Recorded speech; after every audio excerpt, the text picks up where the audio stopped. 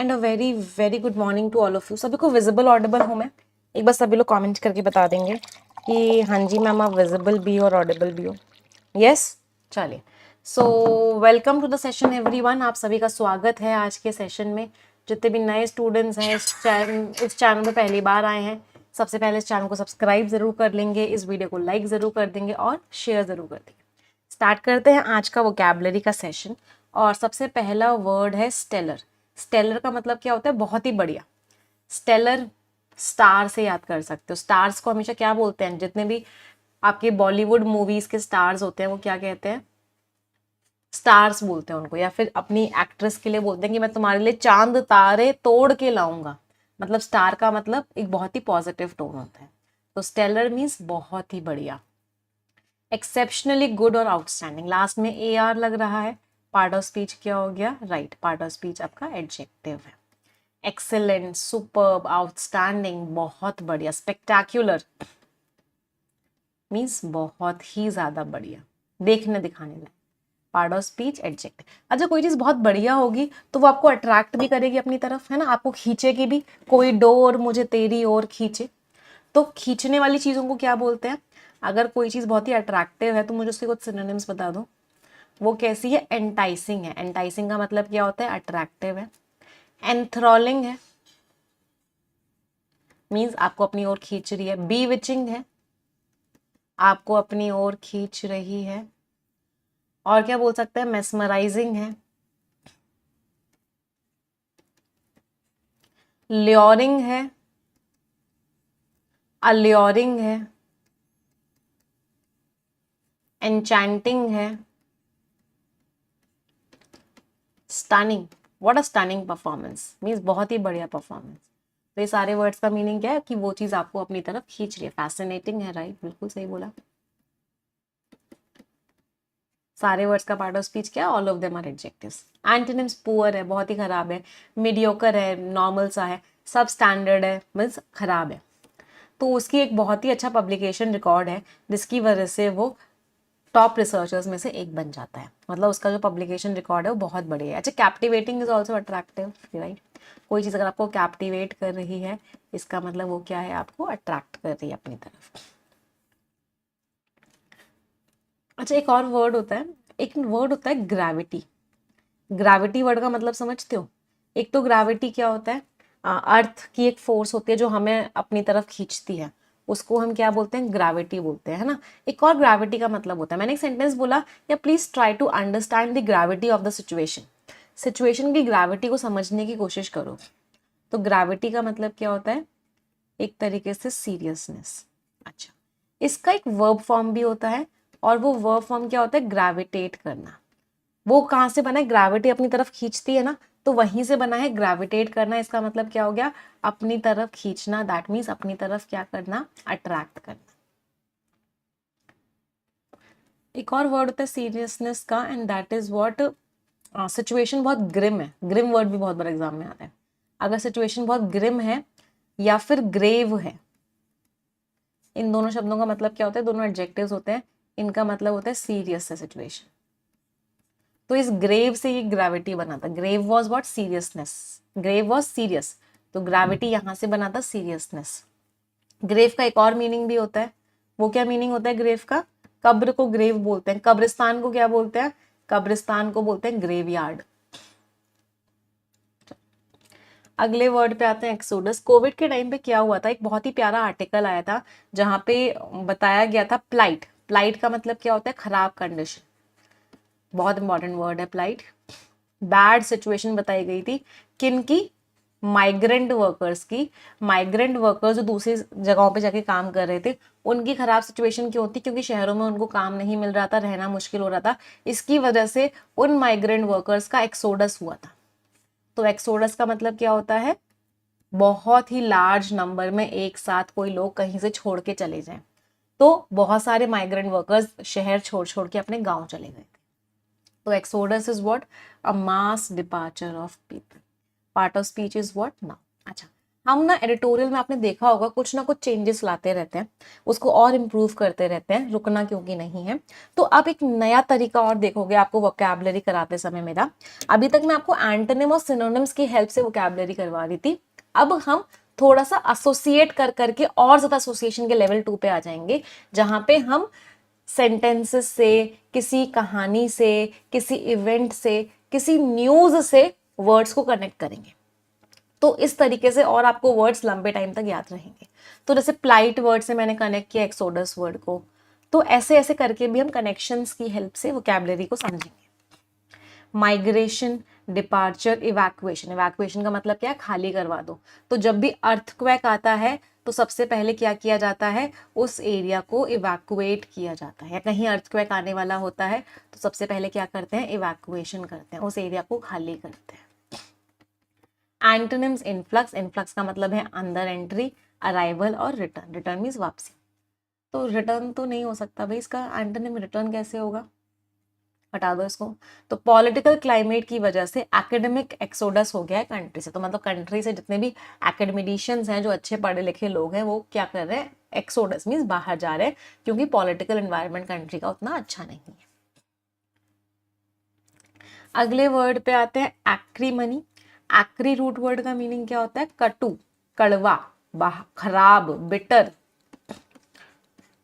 तो यहीं से वर्ड क्या बना? एक्रीमनी। एक्रीमनी मीन्स कटुता, मीन्स बिटरनेस, इल फीलिंग, खराब फीलिंग किसी को लेके मन में है, तो आपके मन में क्या है? एक्रीमनी है। पार्ट ऑफ स्पीच क्या हो गया? नाउन हो गया।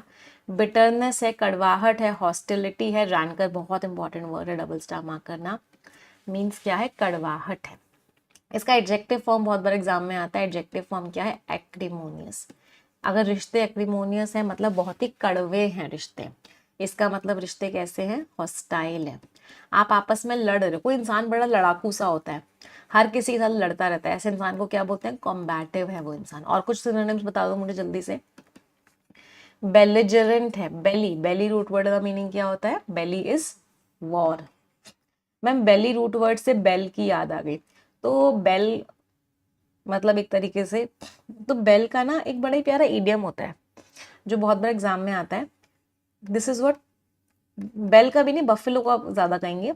च्यू द कड, समझ में आता है? च्यू द कड का मतलब क्या होता है? जैसे बफेलो जो होती है, भैंस जो होती है, वो अपना मुंह चलाती रहती है।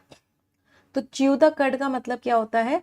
किसी चीज को सोचना, गहरे विचारों में चले जाना, कंटेम्पलेट करना। कड वही चीज होती है जो भैंस चबाते रहते, ज्यादा खा लो पहले, फिर उसको धीरे धीरे डाइजेस्ट करो, तो कड उसी चीज को बोलते हैं। तो कंटेम्पलेट करना, पॉन्डर करना, रिफ्लेक्ट करना, मल ओवर करना, इन सब का मीनिंग क्या होता है? हाँ, गहराइयों में सोचना, गहरी सोच में चले जाना। चलो, हम लड़ाकू लोगों की बात कर रहे थे, तो लड़ाकू लोग और कैसे होते हैं? फ्रैक्शियस होते हैं लड़ाकू लोग, पीविश होते हैं, पेट्यूलेंट होते हैं लड़ाकू लोग। लड़ाकू लोग चिड़चिड़े से होते हैं तो कैंटांकरस होते हैं लड़ाकू लोग। इर्कसम होते हैं, बहुत जल्दी जल्दी से चिढ़ जाते हैं, पूरे टाइम लड़ते रहते हैं। तो ये सारे के सारे लड़ाकू लोगों के सिनोनिम्स हैं। Part of speech, adjective. Antonyms harmony है, शांति है, सुकून है, गुडविल है, फ्रेंडली है, सब बढ़िया ही बढ़िया, कोई प्रॉब्लम नहीं है। तो जो दुश्मनी थी दोनों कंट्रीज के बीच में, वो एकदम एविडेंट थी। एविडेंट मीन्स एकदम क्लियर थी। किसके दौरान? समिट। समिट का मतलब है मीटिंग।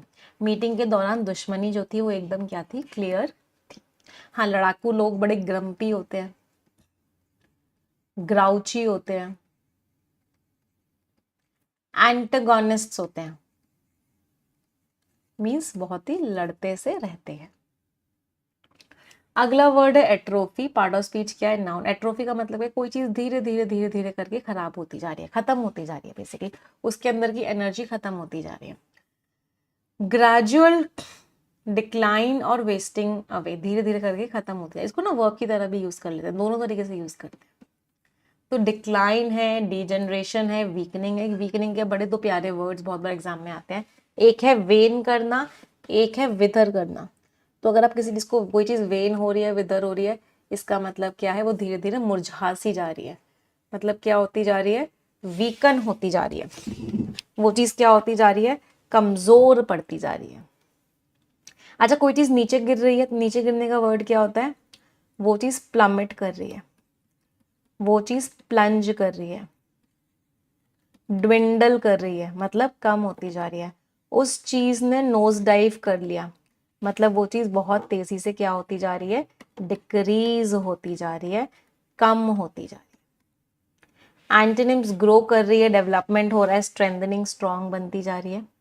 तो कंसिस्टेंट मीन्स लगातार, बिना लगातार कोशिशों के जो ऑर्गेनाइजेशन है वो नीचे गिर जाएगी, जैसे कि उसकी प्रेडेसर मीन्स उससे पहली वाली ऑर्गेनाइजेशन नीचे गिरी थी, ये भी वैसे ही नीचे गिर जाएगी अगर इसने अच्छे से मेहनत नहीं करी तो। हाँ, कमजोर होना मतलब डिबिलिटेट होना, या किसी को डिबिलिटेट कर दिया मीन्स कमजोर कर दिया, किसी को क्रिपल कर दिया। इन शब्दों का मतलब भी क्या होता है, आपने उस इंसान को कमजोर बना दिया। अगला वर्ड है इंट्रिंसिक। दो वर्ड्स होते हैं, एक होता है इंट्रिंसिक और एक होता है एक्सट्रिंसिक। इंट्रिंसिक का मतलब क्या होता है, अंदर से, जो चीज आपके अंदर से हो, मतलब इनेट हो आपके लिए, इनहेरेंट हो, अंदर से हो। और एक्सट्रिंसिक का मीनिंग होता है बाहर से आपने एक्वायर करी है। पार्ट ऑफ स्पीच, लास्ट में आईसी लग रहा है, part of speech is adjective. ये इन और एक्स, इसका मतलब होता है इनसाइड, इसका मतलब होता है आउटसाइड। इससे बहुत सारे वर्ड्स बन रहे हैं। सब एक वर्ड, कुछ वर्ड्स हैं, एक होता है इनग्रेस और एक होता है एग्रेस। कोई मुझे मीनिंग बता सकता है दोनों का? इनग्रेस का मतलब क्या होता है, एंट्री। एग्रेस का मीनिंग क्या होता है, एग्जिट। और ट्रांसग्रेस का मीनिंग क्या होता है, बताएंगे? ट्रांसग्रेस इज रूल्स को तोड़ देना। क्या कर दिया आपने, वायलेट कर दिया, रूल्स तोड़ दिए। फ्लाउट कर दिए मीन्स रूल्स तोड़ दिए। इन्फ्रिंज कर दिया, फॉलो नहीं किया। क्या किया, ब्रीच कर दिया रूल्स को फॉलो नहीं किया। और कोई वर्ड, कॉन्ट्रावीन कर दिया, रूल्स को फॉलो नहीं किया। डिफाई कर दिया, नहीं फॉलो किया रूल्स को। सारे वर्ड्स का पार्ट ऑफ स्पीच क्या था, all of them were verbs. तो इंट्रिंसिक क्या हो गया, जो नेचुरल है, आपके अंदर का है, एसेंशियल है। इनहेरेंट है, इनहेरेंट फंडामेंटल है, मतलब बेसिक है, उसके बिना काम नहीं चलेगा। एक्सट्रिंसिक है, एक्सटर्नल है, एक्वायर्ड है, बाहर से आपने लिया है। तो साइंटिफिक जो क्यूरियोसिटी है, हमारे अंदर की जो जिज्ञासा है, वो एक इंट्रिंसिक पार्ट है, हमारे अंदर का पार्ट है। ह्यूमन नेचर में हर किसी के अंदर होता है कि हमें चीज़ों को जानने का मन करता है। क्यूरियोसिटी मीन्स जिज्ञासा, चीज़ों को हम जानना चाहते हैं।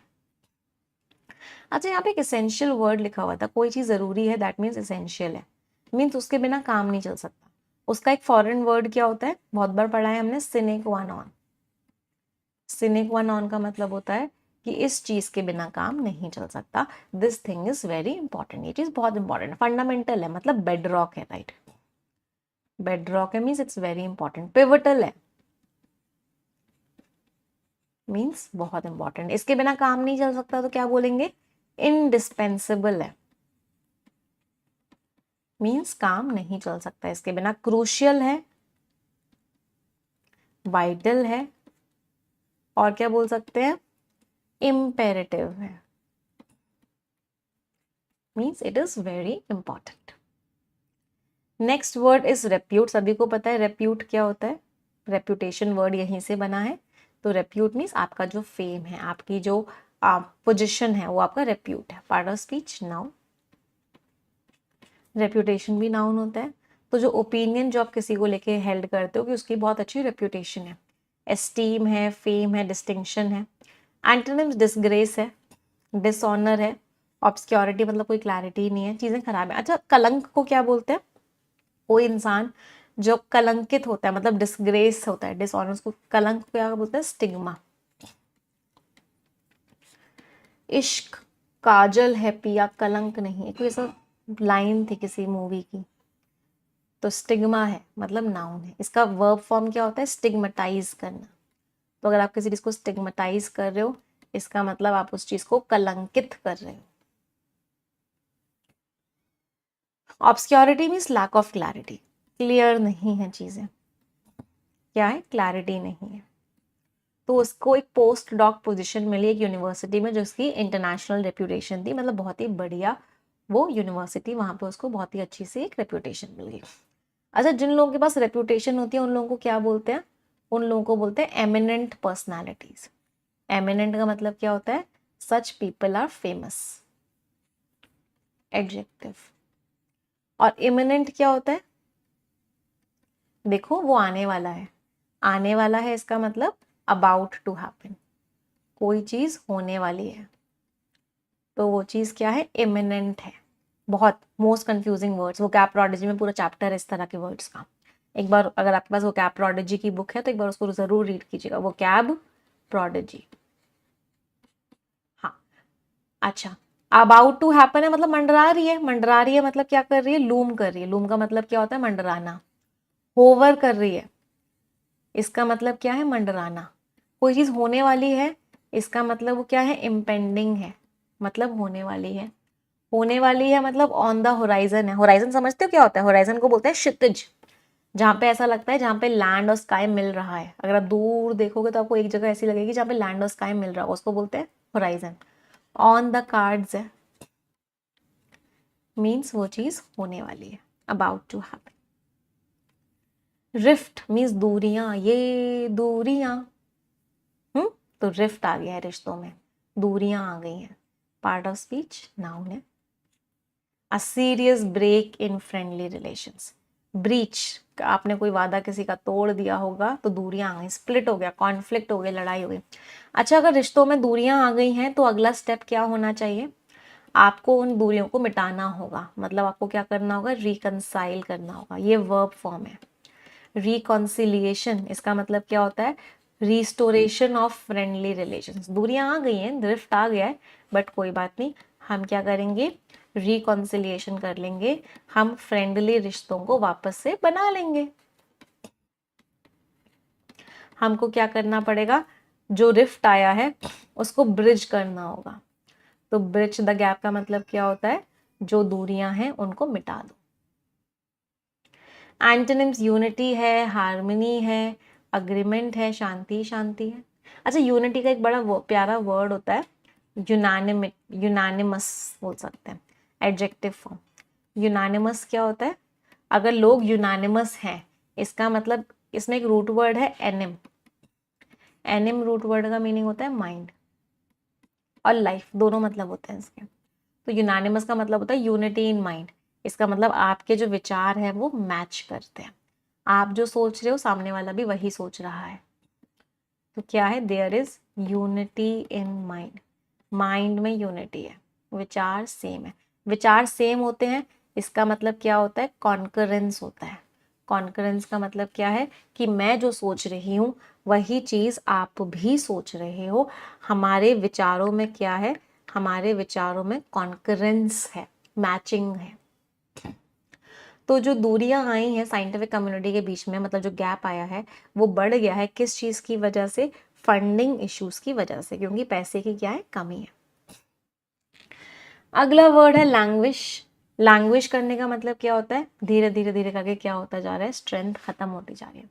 कोई इंसान लैंग्विश करता जा रहा है मीन्स कमजोर होता जा रहा है। पार्ट ऑफ स्पीच क्या है? वर्ब की थर्ड फॉर्म है, एडजेक्टिव की तरह यूज कर सकते हैं। तो स्ट्रेंथ या वाइटैलिटी, वाइटैलिटी का मीनिंग क्या होता है? एनर्जी। तो स्ट्रेंथ और वाइटैलिटी को लूज कर देना, कोई इंसान निग्लेक्ट हो गया है, भूल गए हैं लोग उसे, उसकी कंडीशन डिटेरियोरेट कर गई है, डिक्लाइन कर गई है, वीकन हो गया है, कमजोर हो गया है। अच्छा, लैंग्वेज जैसा एक वर्ड होता है लैंग्वेड। लैंग्वेड एडजेक्टिव होता है, लेकिन इसका इसका कोई लेना देना नहीं होता। लैंग्वेड का मतलब क्या होता है? ऐसा इंसान जो बहुत ही लेजी है। लेजी है मतलब कैसा है? टॉर्पिड है। स्लॉथफुल है, हिलता डुलता ही नहीं है, एक ही जगह पड़ा रहता है। इनडोलेंट है, उसका हिलने का बिल्कुल मन ही नहीं करता, एक ही जगह पड़ा रहता है। और क्या बोल सकते हैं ऐसे इंसान को? आइडल। आइडल का मतलब क्या है? खाली बैठा रहता है।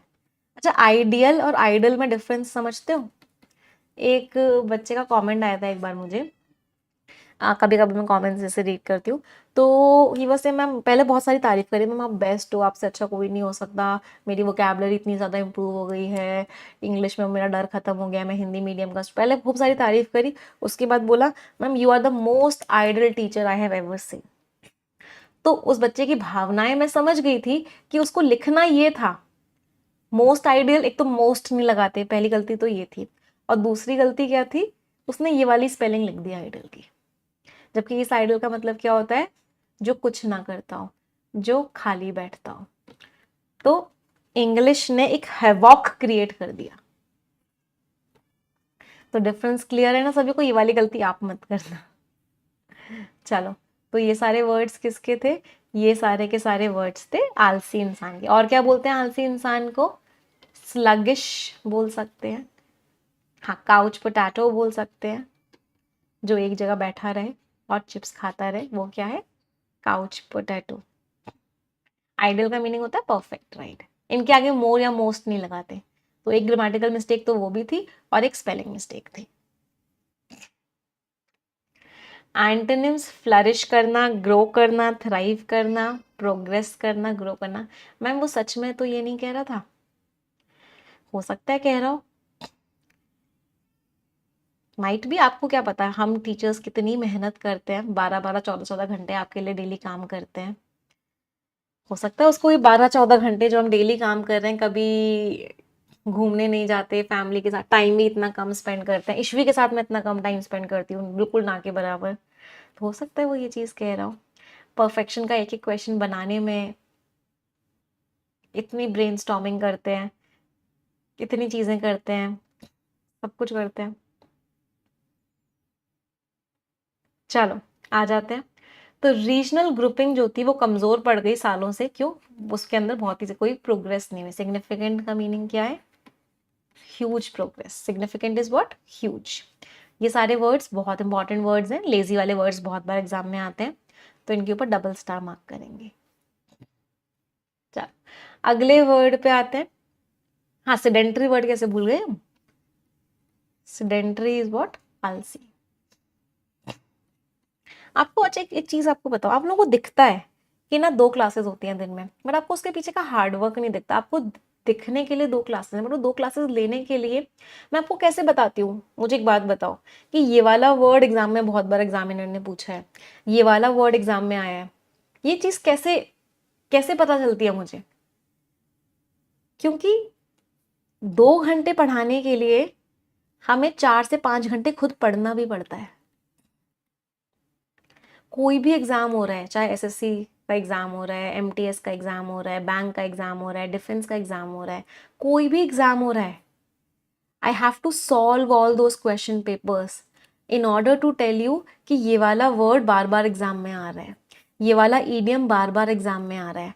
अगर मैं अपडेट नहीं करूंगी अपने आप को, तो मुझे नहीं पता चलेगा कि कौन सा ग्रामर का रूल है जो बार बार हर एग्जाम में पूछा जा रहा है, कौन सा वोकैबुलरी का वर्ड है जो बार बार हर एग्जाम में पूछा जा रहा है।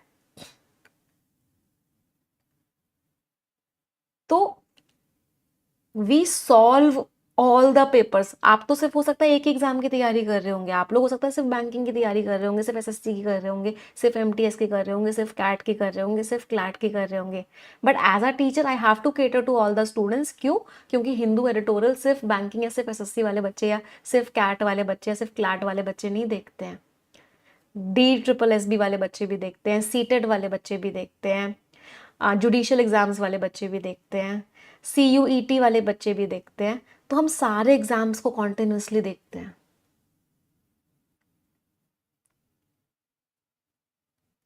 मैं कैसे आप लोगों को वर्ड पे स्टार मार्क करवा देती हूँ कि इस वाले वर्ड पे स्टार मार्क कर लो, या लेजी वाले वे बार बार पूछे जाते हैं। अगर मैं पढ़ना छोड़ दूंगी ना, मैं आपको पढ़ा ही नहीं पाऊंगी।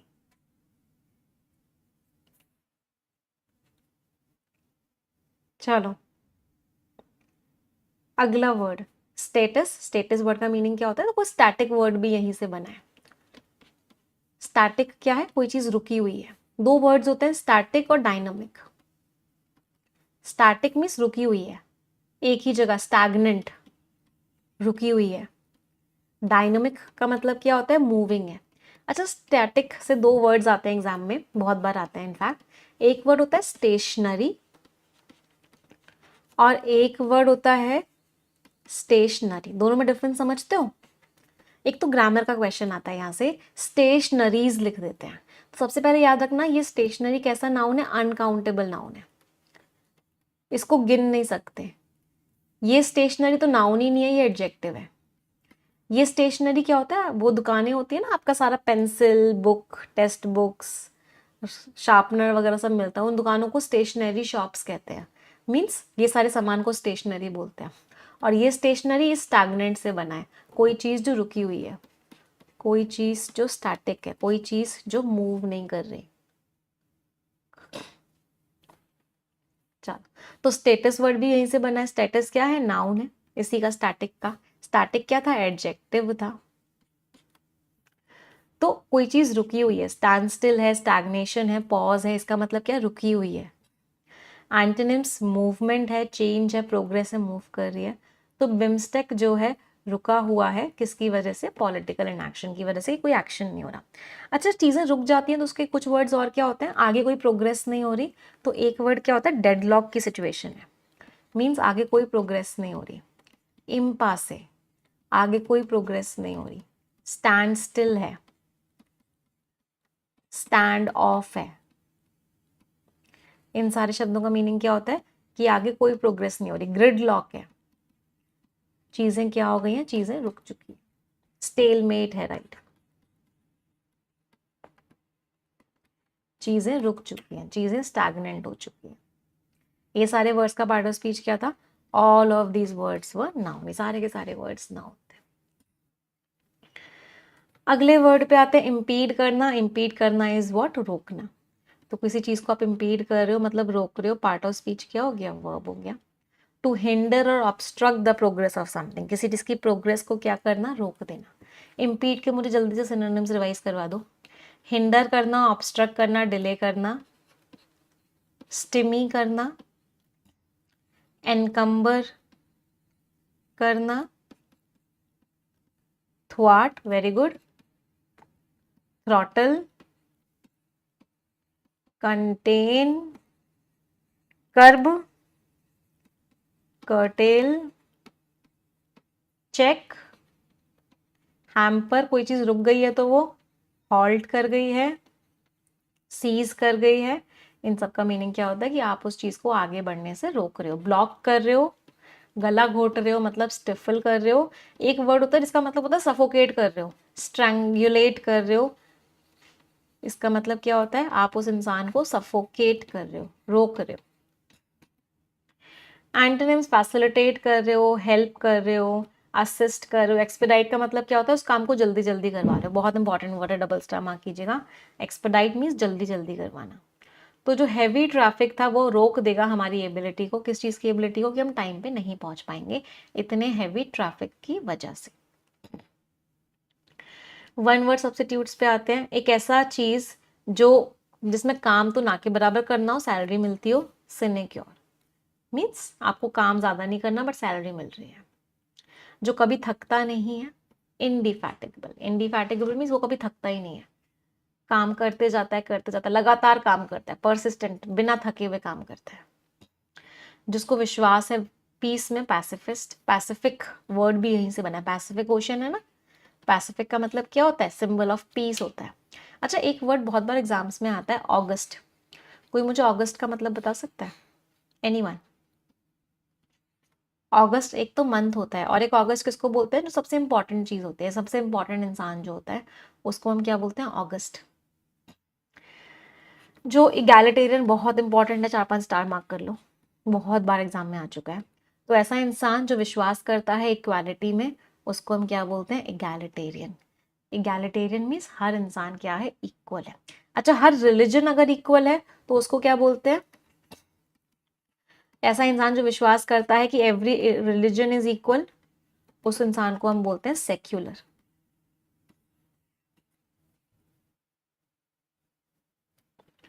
फ्रेजल वर्ब्स आते हैं। एग ऑन करना मीन्स किसी को एनकरेज करना, करो इस काम को, करो इस काम को, करो इस काम को। आप उस इंसान को एग ऑन कर रहे हो या प्रवोक करो। अच्छा, भड़काने वाली स्पीच को क्या बोलते हैं? स्टार मार्क लिखिएगा। भड़काने वाली स्पीच होती है सेडिशन, किसी को भड़काने वाली जो स्पीच होती है। आयरन आउट करना मीन्स जो जो प्रॉब्लम्स थे उनको हटा दिया। रिजॉल्व कर दे, जितनी भी दिक्कतें थी उन सबको आपने हटा दिया, मीन्स आयरन जितना भी था उस सबको बाहर कर दिया, प्रॉब्लम्स को हटा दिया। जैक अप करना, किसी चीज को तेजी से बढ़ा देना, टू इंक्रीज समथिंग शार्पली, बहुत तेजी से आपने किसी चीज को बढ़ा दिया। जैकअप समझते हो, गाड़ी होती है वो खड़ी होती है, फिर उसको तेजी से ऊपर उठा देते हैं, तो Jacob.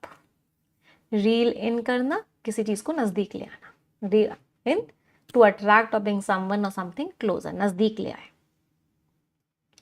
Blue in the face, वो इंसान कैसा पड़ गया, ब्लू पड़ गया फेस में, इसका मतलब क्या है, बहुत थकावट थी, मतलब चेहरे पे कोई चमक, कोई एनर्जी नहीं थी, थकावट थी, एंगर था, स्ट्रेन था, या उसने बहुत कोई मेहनत की थी, इसकी वजह से वो ब्लू पड़ गया फेस में।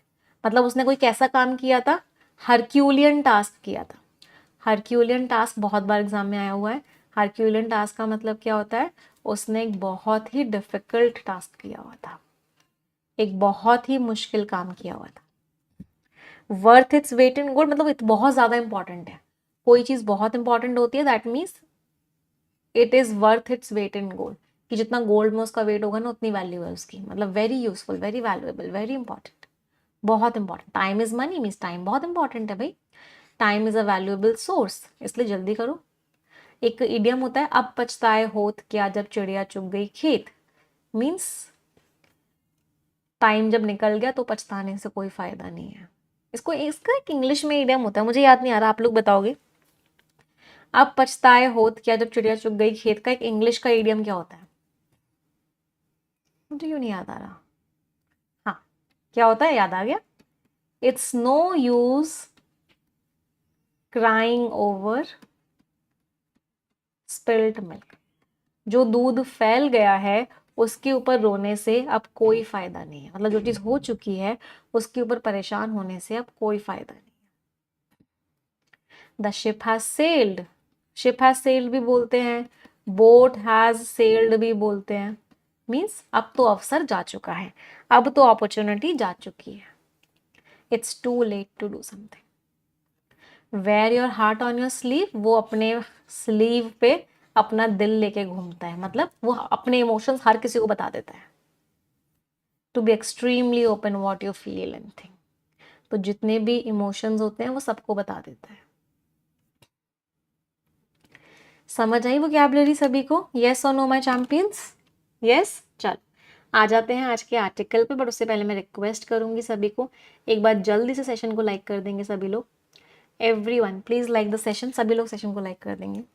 अ रीजनल रिवाइवल, रिवाइवल का मीनिंग क्या होता है, दोबारा से एनर्जी आना, तो रीजन में दोबारा से एनर्जी आ गई है, उस एरिया में दोबारा से एनर्जी आ गई है। बिम्स्टेक किसी की फुल फॉर्म में अभी देखेंगे, इस मीटिंग के बारे में ऑथर बात करने जा रहे हैं। चलो पहले आप पढ़ेंगे फिर हम समझाएंगे। रीड इट एवरीवन, सभी लोग रीड करेंगे।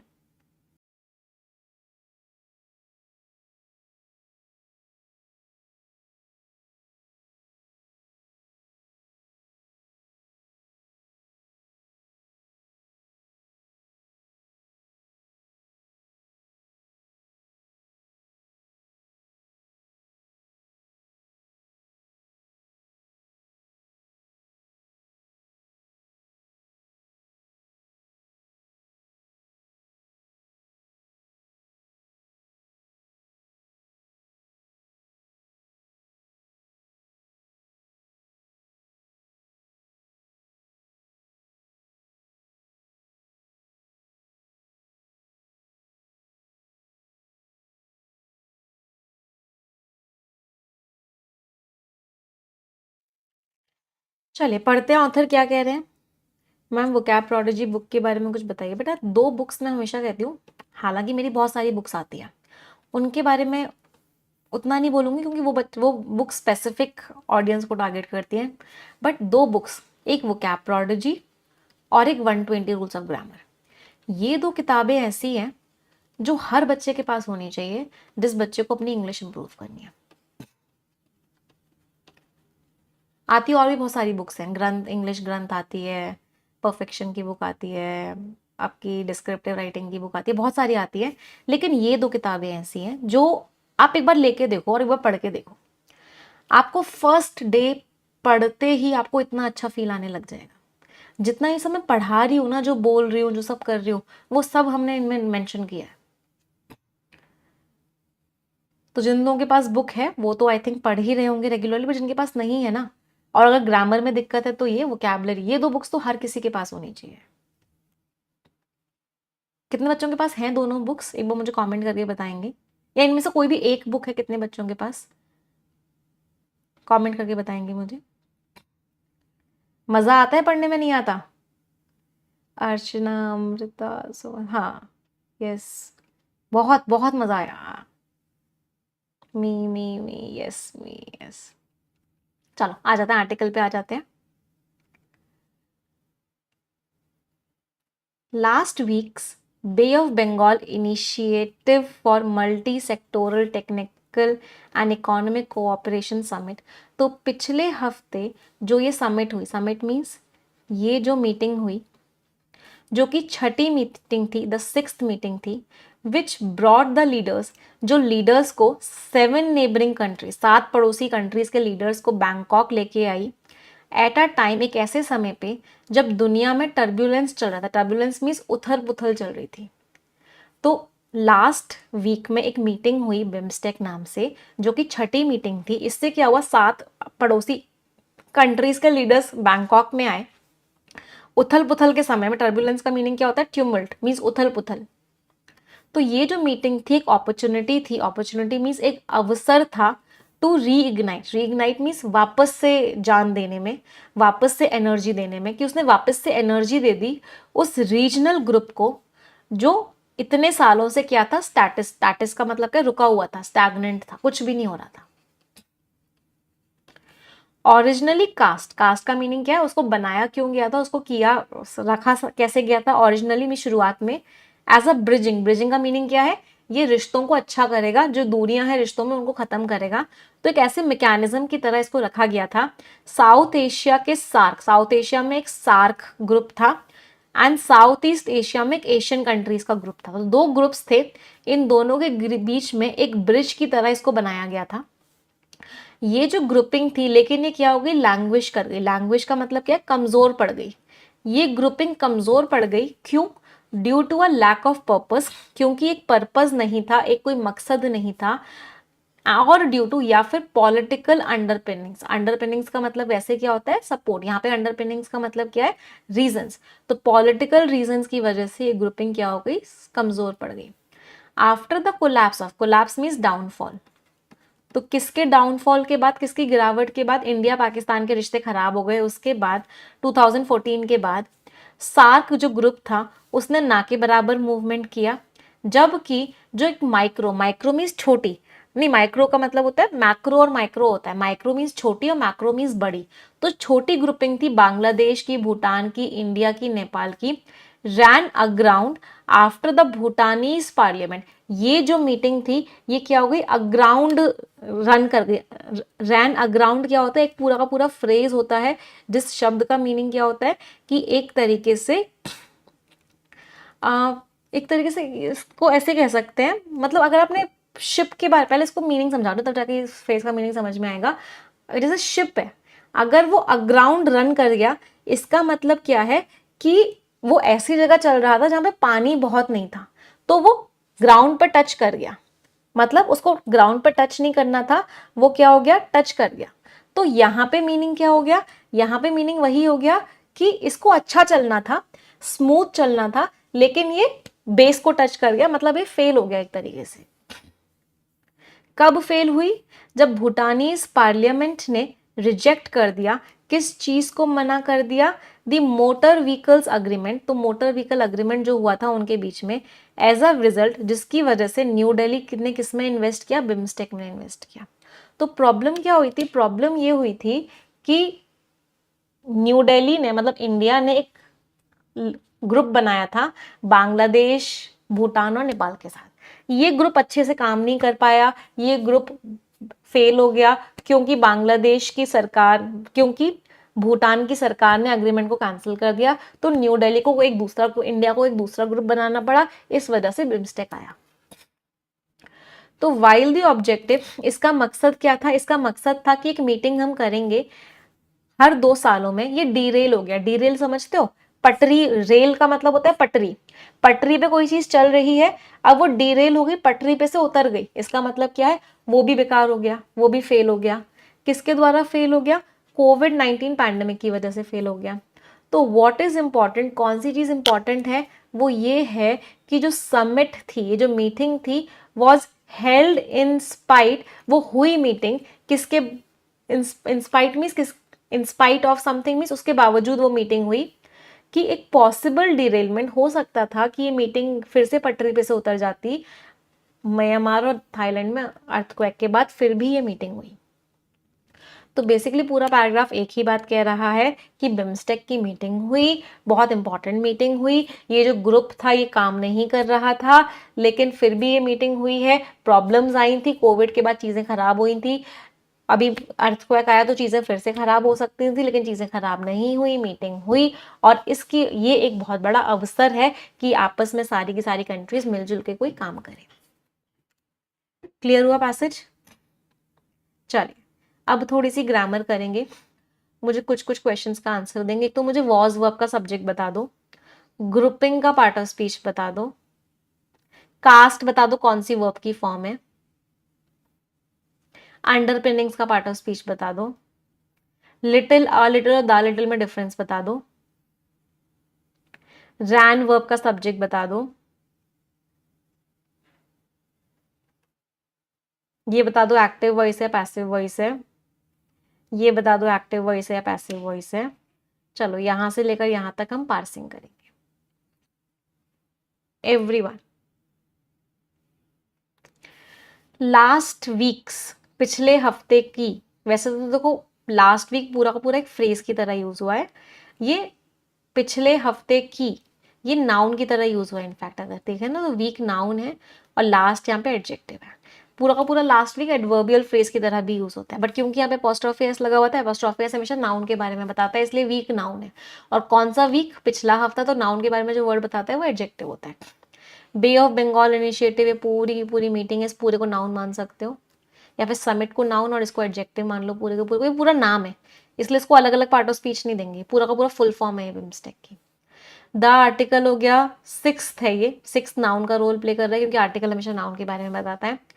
विच कंजंक्शन है, ब्रॉट, ब्रॉट वर्ब हो गया, द आर्टिकल हो गया, लीडर्स नाउन हो गया, ऑफ प्रपोजिशन हो गया, सेवन एडजेक्टिव है, नेबरिंग भी एडजेक्टिव है, कंट्रीज नाउन है, टू प्रपोजिशन है, बैंकॉक नाउन है, एट प्रपोजिशन है, और आर्टिकल है, टाइम नाउन है, ऑफ प्रपोजिशन है, ग्लोबल एडजेक्टिव है, टर्ब्यूलेंस नाउन है, वॉज वर्ब है, एन आर्टिकल है, अपॉर्चुनिटी नाउन है, टू प्रपोजिशन है, रीइग्नाइट वर्ब है, द आर्टिकल है, रीजनल एडजेक्टिव है, ग्रुपिंग नाउन है। After years of status, after यहाँ पे प्रपोजिशन का रोल प्ले कर रहा है, ईयर्स नाउन है, ऑफ प्रपोजिशन है, स्टेटस नाउन है। कास्ट ये वर्ब की थर्ड फॉर्म है, क्योंकि एडिशनल इन्फॉर्मेशन आप वर्ब की थर्ड फॉर्म से दे सकते हो या V1 प्लस ING से दे सकते हो, और किसी से नहीं दे सकते। दो ही तरीके होते हैं एडिशनल इन्फॉर्मेशन देने के, ये V1 प्लस ING तो नहीं है, मतलब ये V3 है। अंडरपिनिंग्स आपका नाउन है। लिटिल का मतलब होता है ना के बराबर, means negative tone. A little का मतलब होता है थोड़ा सा, मतलब पॉजिटिव टोन। और द लिटिल का मतलब होता है जितना है उतना ही, मतलब न्यूट्रल टोन। तो लिटिल इज ना के बराबर, अ लिटिल इज थोड़ा सा, और द लिटिल मीन्स जितना है उतना ही। रैन वर्ब का सब्जेक्ट है ग्रुपिंग, ये प्रपोजिशन से स्टार्ट हो रहा था, एडिशनल इन्फॉर्मेशन थी। वॉज डिरेल्ड, वॉज हेल्ड, दोनों में ही वॉज के साथ वर्ब की थर्ड फॉर्म लगी हुई है, इसका मतलब ये सिंपल पास्ट टेंस का आपका पैसिव वॉइस है। वॉज का सब्जेक्ट क्या था मैम? वॉज का सब्जेक्ट था ये समिट। अगला पैराग्राफ पढ़ेंगे सभी लोग।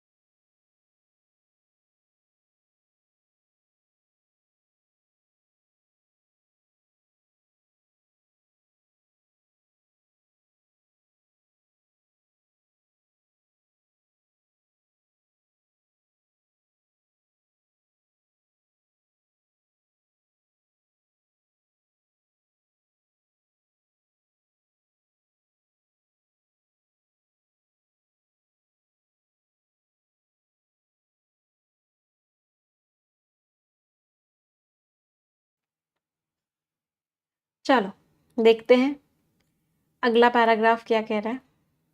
लेकिन ये जो समिट थी, जो मीटिंग थी, ये यूजफुल रही given the number of agreements, क्योंकि बहुत सारे अग्रीमेंट्स हुए और बहुत सारे एरियाज में कोऑपरेशन की बात हुई कि हम मिलजुल के काम करेंगे।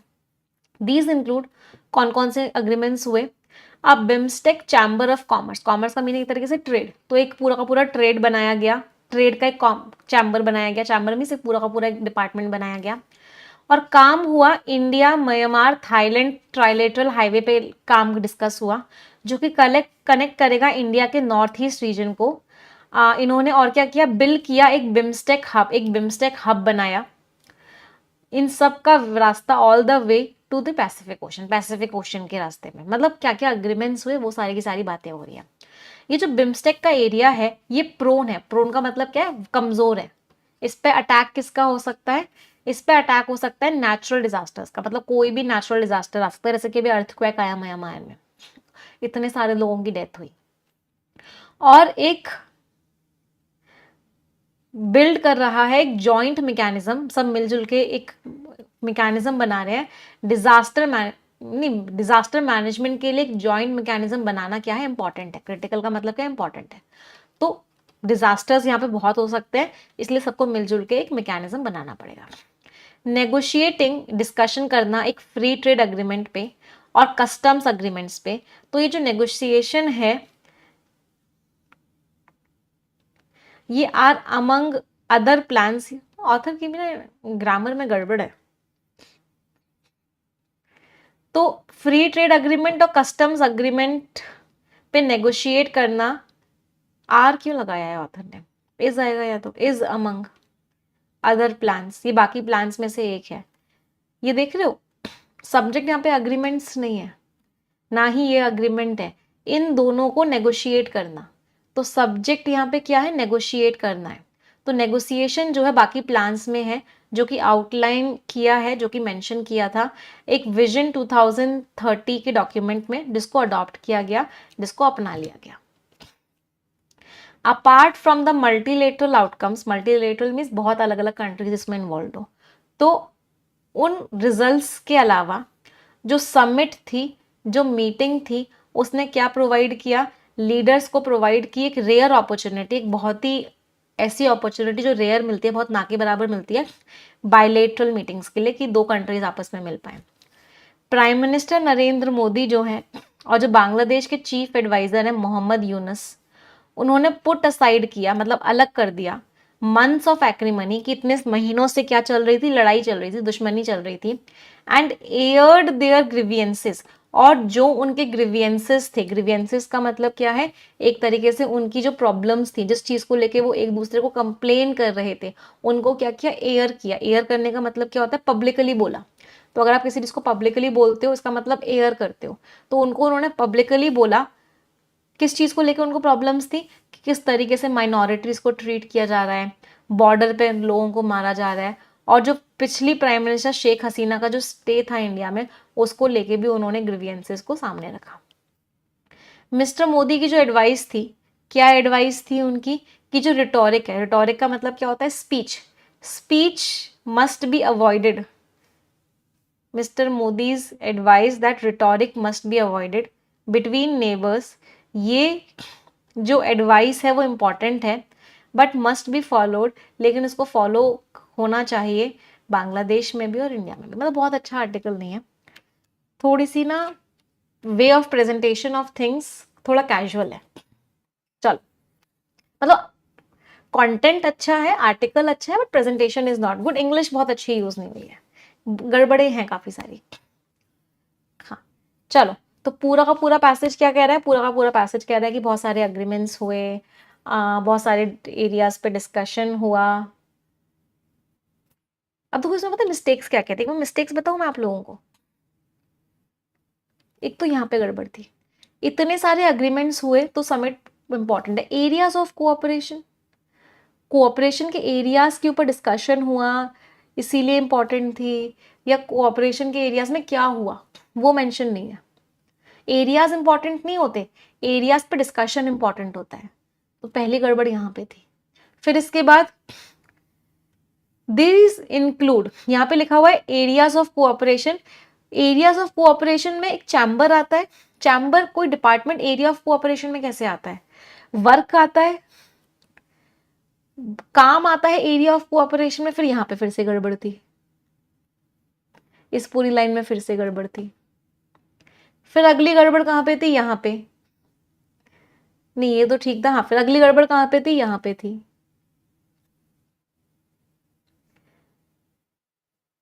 फिर अगली गड़बड़ क्या थी?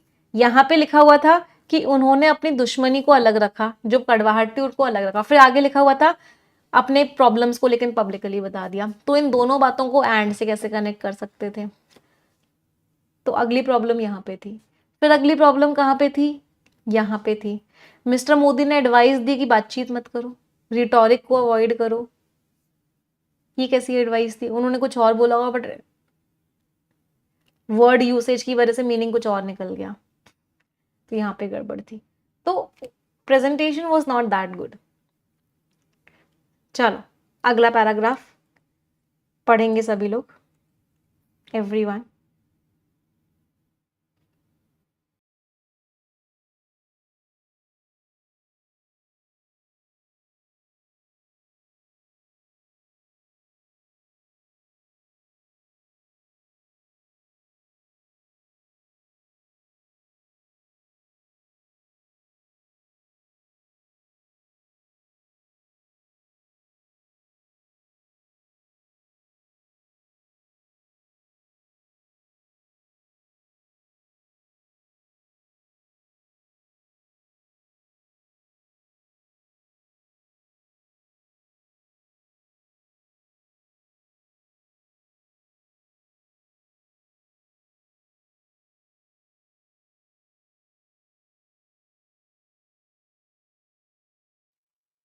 हाँ जी, नेक्स्ट पैराग्राफ क्या कह रहे हैं?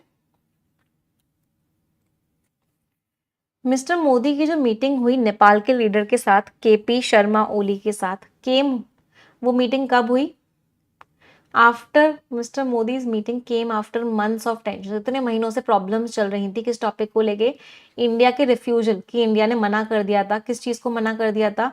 To issue mister Oli an invite, mister Oli को एक इनवाइट इशू करने के लिए। एंड इट इज होप्ड, ये उम्मीद की जा रही है कि ये जो बातचीतें हुई हैं वहाँ पे, इनकी वजह से क्या होगा? एक अर्ली विजिट होगी, एक जल्दी विजिट होगी, और जितनी भी प्रॉब्लम्स हैं उनको रिजॉल्व किया जाएगा, उनको ठीक किया जाएगा। द इंक्लूजन ऑफ, जो ऐड किया म्यांमार के प्राइम मिनिस्टर को, जनरल मिन ऑन्ग हेलैंग को, वो एक स्पेशल जेस्चर था, एक बहुत ही अच्छा एक जेस्चर का मतलब क्या, एक साइन था बिम्स्टेक के ग्रुप के द्वारा। एंड इट इज होप्ड, और ये उम्मीद की जा रही है कि मिस्टर मोदी ने जो एडवाइस दिया, काउंसिल का मतलब क्या? एडवाइस। तो मिस्टर मोदी ने जो एडवाइस दिया जनरल मिन को और मिस्टर यूनुस को कि वो रिस्टोर कर दें, वो वापस से ले आएं, डेमोक्रेटिक प्रोसेस को डेमोक्रेसी बना दें, मतलब लोगों के को राइट दें इलेक्शंस का, लोगों को राइट दें गवर्नेंस का, म्यांमार में और बांग्लादेश में, इसके ऊपर वो लोग ध्यान देंगे। हीडेड का मतलब क्या होता है? Paid attention to.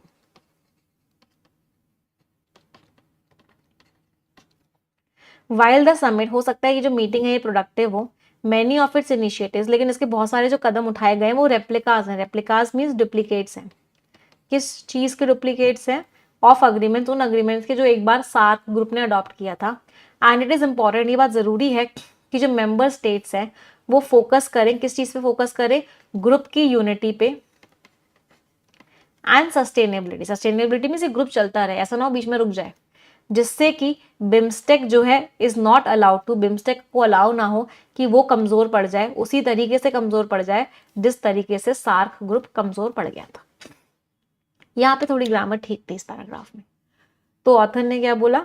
ऑथर ने बोला कि भाई जिस तरीके से सार्क ग्रुप कमजोर पड़ा था, बिम्स्टेक ग्रुप उस तरीके से कमजोर नहीं पड़ना चाहिए। हालांकि बिम्स्टेक ग्रुप में जो जो हुआ है वो कॉपी है सार्क का, सार्क में भी यही एग्रीमेंट्स हुए थे, लेकिन चीजें अच्छी हैं। समझ आया? आर्टिकल एनालिटिकल है, एनालाइज किया है, कॉशियसली ऑप्टिमिस्टिक है। कॉशियसली ऑप्टिमिस्टिक टोन कब होती है? जब ऑथर कहते हैं कि होगा तो अच्छा लेकिन ध्यान दे लेना। तो ऑथर ने बोला बिम्स्टेक ग्रुप अच्छा तो है लेकिन इसको कमजोर मत पड़ने देना। तो इस तरह की टोन को बोलते हैं कॉशियसली ऑप्टिमिस्टिक, कि आप पॉजिटिव तो हो लेकिन साथ के साथ ध्यान रखने की भी बात कर रहे हो। चलो क्वेश्चंस का आंसर देंगे, देखते हैं कितने लोगों को पैसेज समझ में आया है।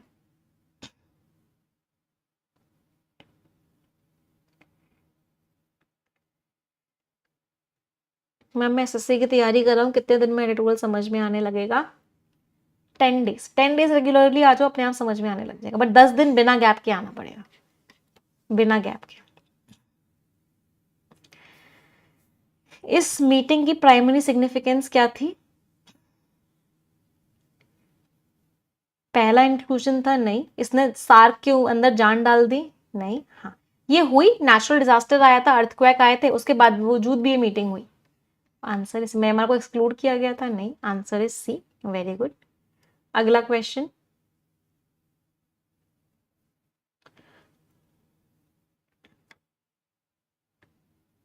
कौन सा कंसर्न है, कौन सी चिंता है जो ऑथर ने हल्के से, सटली का मीनिंग क्या होता है? हल्के से जताई है इसके फ्यूचर को लेके? ऑथर ने क्या बोला कि भाई अगर तुमने यूनिटी नहीं दिखाई तो ये भी बेकार हो जाएगा, सार्क की तरह ये भी बेकार हो जाएगा। Answer is B, it may become irrelevant like SARS if cohesion means unity को प्रायोरिटाइज नहीं किया, ऊपर नहीं रखा तो। इसके मेंबर्स के अंदर पॉलिटिकल विल नहीं, ऐसा कुछ भी नहीं बोला। इकोनॉमिक डिस्कशंस नहीं हुए, ऐसा भी नहीं बोला। अग्रीमेंट्स में वेस्टर्न कंट्रीज है, नहीं। नेक्स्ट क्वेश्चन,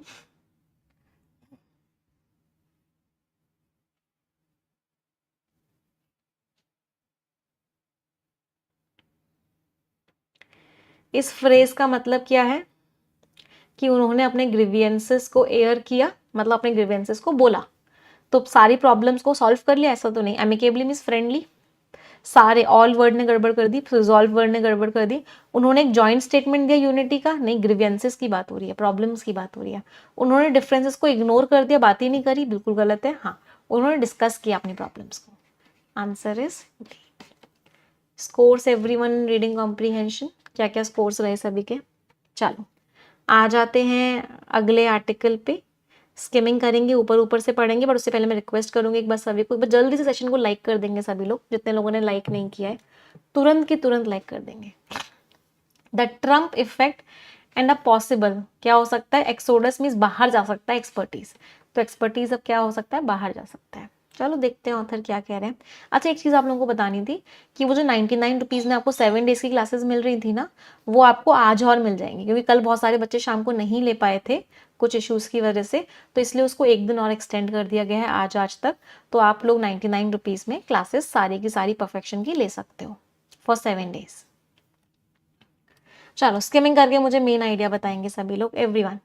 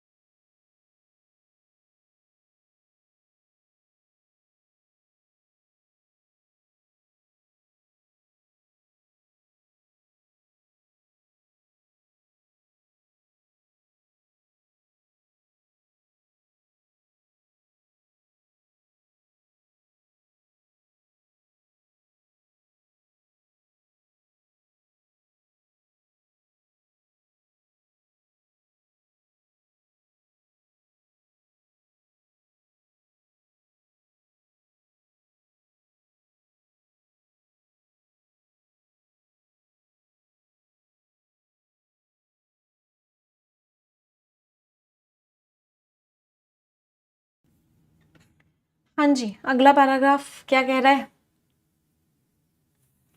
एक लिंक्डइन पोस्ट आया एक स्टूडेंट का कोलकाता में, अभी वो एक पोस्ट डॉक की तरह एम्प्लॉयड है एक बहुत ही अच्छी यूनिवर्सिटी में। मैं उस चीज़ को लेके बहुत सरप्राइज्ड हो गई, कॉट मी ऑफ गार्ड में, बहुत सरप्राइज्ड हो गई। वो नई पोजीशंस ढूंढ रहा है जहाँ पे वो अपना एक्सपीरियंस यूज़ कर पाए, बायोटेक में, फार्मा में, या फिर हेल्थ केयर के डोमेन में। वो एक ऐसा स्टूडेंट है जिसने अपनी पीएचडी यूएस में करी और बहुत ही अच्छा उसका पब्लिकेशन रिकॉर्ड है। तो क्या ये एक एग्जाम्पल है तुरंत के तुरंत जो इम्पैक्ट पड़ रहा है फंड को कट करने का और एकेडमिक फ्रीडम छीने जाने का, यूएस इतने लंबे टाइम से वर्ल्ड लीडर रहा है हर एरिया ऑफ रिसर्च में।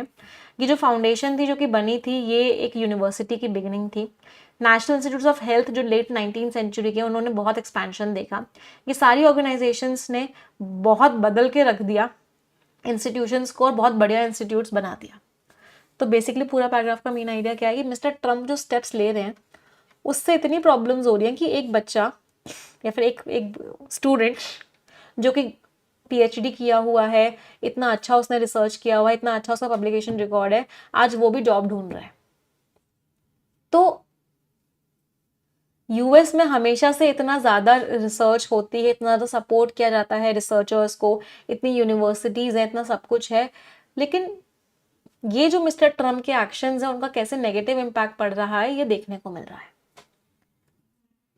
नेक्स्ट पैराग्राफ स्किमिंग करके मेन आइडिया बताएंगे।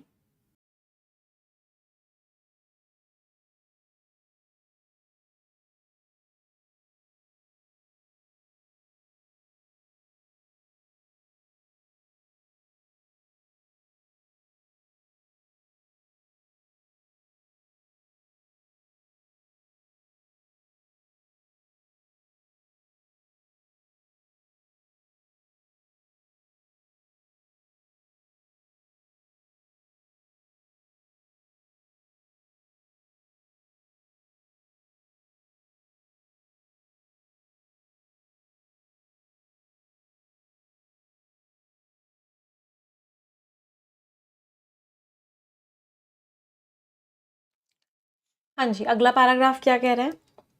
अमेरिका की जो हायर एजुकेशन है वो बहुत प्रॉब्लम में आ चुकी है जब से मिस्टर ट्रम्प आए हैं। जो एकेडमिक कम्युनिटी है वो दूर जा रही है डेमोक्रेसी से और फ्रीडम से, उनसे फ्रीडम छीना जा रहा है। मिस्टर ट्रम्प जो है लड़ रहे हैं। कोलंबिया यूनिवर्सिटी ने बहुत सारे चेंजेस इनैक्ट करने के लिए तैयार हो गया है क्योंकि मिस्टर ट्रम्प ने उसको धमकियां दी हैं।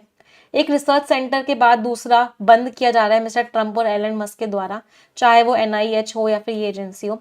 मिस्टर ट्रम्प ने एक कदम उठाया है यूएस के डिपार्टमेंट ऑफ एजुकेशन को खत्म करने का। उन्होंने बहुत सारे लोगों को निकाल दिया है एजेंसीज के अंदर, सीनियर पोजीशंस वाले लोगों को भी निकाला गया है। उन्होंने ग्रांट्स भी खत्म कर दिए, जो पैसा मिलता था, जो स्कॉलरशिप मिलती थी, जो अमाउंट मिलता था, वो भी खत्म कर दिया है। कंट्रोल ले लिया है यूनिवर्सिटी के सारे मैनेजमेंट में और एकेडमिक फ्रीडम खत्म कर दिया है। तो बेसिकली मिस्टर ट्रम्प ऐसा लग रहा है एजुकेशन और रिसर्च के पीछे पड़ चुके हैं। वहाँ पे यूनिवर्सिटीज़ बंद कर रहे हैं, डिपार्टमेंट्स बंद कर रहे हैं, लोगों को निकाल रहे हैं, फ्रीडम छीन रहे हैं, डेमोक्रेसी खत्म कर रहे हैं। ये सारी की सारी चीज़ें मिस्टर ट्रम्प कर रहे हैं। लास्ट पैराग्राफ स्किमिंग करके मेन आइडिया बताएंगे।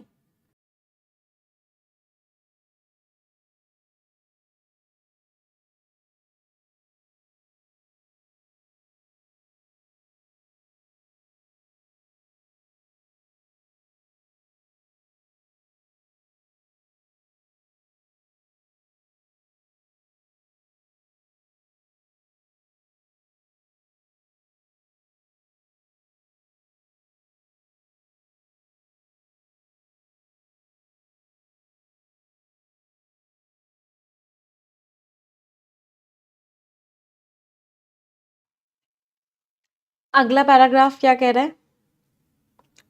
साइंटिस्ट जिनकी जॉब्स बच गई हैं उनको लग रहा है कि क्या मेरी जगह है अभी भी। एक बहुत डर है कि हायरिंग रोक दी जाएगी, फंडिंग रोक दी जाएगी, डेटा ट्रांसफर में प्रॉब्लम्स लगा दी जाएंगी, जेंडर स्टडीज को रोक दिया जाएगा, वैक्सीन हेजिटेंसी, इन सारी स्टडीज को रोक दिया जाएगा। तो अमेरिकन सोसाइटी जो बट गई है, इससे क्या होगा, चीज़ें बदलती रहेंगी। अगर current university financing issue resolve भी हो जाए, फिर भी अब बटाव तो आ चुका है। जो अर्ली करियर रिसर्चर्स हैं वो चिंतित हैं कि मिस्टर ट्रम्प जो प्रॉब्लम्स क्रिएट कर रहे हैं, क्योंकि जॉब कट्स जो हुए हैं इससे क्या होगा, कंपटीशन बढ़ जाएगा, अनसर्टेनिटी बढ़ जाएगी। बहुत सारे इंटरनेशनल स्टूडेंट्स कंफ्यूज भी हो चुके हैं कि क्या हम पीएचडी करने यूएस में जाएं या ना जाएं। एक एडिटोरियल आया, उसने बोला कि मिस्टर ट्रम्प के जो एक्शंस हैं वो एक अटैक है साइंस के ऊपर, साइंस और जो उसकी इकोनॉमिक्स है। हालांकि वो अभी भी बहुत ज़्यादा मतलब एक एंडलेस फ्रंटियर है, मतलब बहुत इंपॉर्टेंट है। मिस्टर ट्रम्प की जो पॉलिसीज़ हैं वो पूरी दुनिया की फ्लोज को चेंज कर देंगी। वर्ल्ड वाइड वैकेंसी जो है ओपन अप होती जा रही है। क्यों? क्योंकि बहुत सारे लोग जो हैं यूएस से बाहर निकल रहे हैं और इस चीज़ को कोई रोक नहीं पाएगा। तो बेसिकली पूरे पैराग्राफ में यही लिखा हुआ है कि प्रॉब्लम्स हो रही है, मिस्टर ट्रम्प के स्टेप्स ठीक नहीं है, यूएस लोग छोड़ रहे हैं, उन लोगों को निकाला जा रहा है, अनसर्टेनिटी हो चुकी है, लोगों के बीच में बटाव हो चुका है, ये सारी की सारी प्रॉब्लम्स हो रही हैं। एक तरीके से मिस्टर ट्रम्प का जो अटैक है वो साइंस के ऊपर है। क्वेश्चंस,